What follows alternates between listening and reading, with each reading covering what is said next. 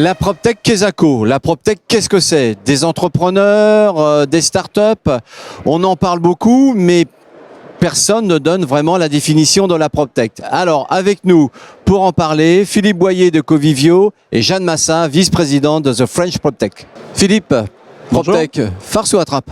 Ni l'un ni l'autre, c'est une nécessité.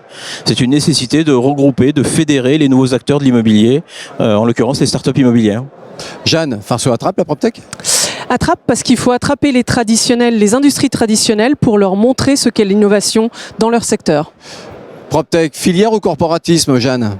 Filière. Filière parce qu'encore une fois, il faut éduquer sur un écosystème, un nouvel écosystème économique qui est l'innovation dans le secteur de l'immobilier.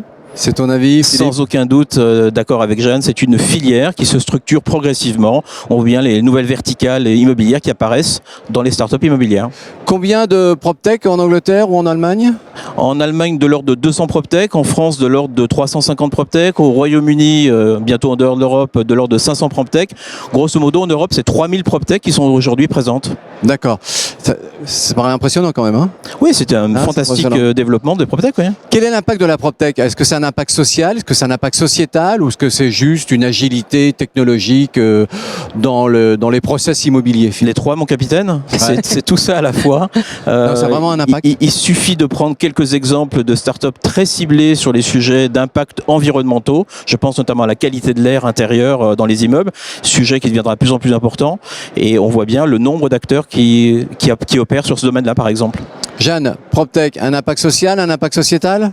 Obligatoirement un impact social et un impact sociétal. Pourquoi? Parce qu'on participe à la construction de ce qu'est la ville de demain, l'aménagement. Comment est-ce que les usagers vivent dans leurs bâtiments, en amélioration de la qualité de l'air, mais aussi en amélioration des transports, avec des applications innovantes.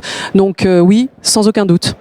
Philippe, The French PropTech, alors France ou Europe? Europe plus que jamais. On citait tout à l'heure le nombre de PropTech qui se sont développés au cours de ces 5-6 dernières années. On voit bien aujourd'hui près de 3000.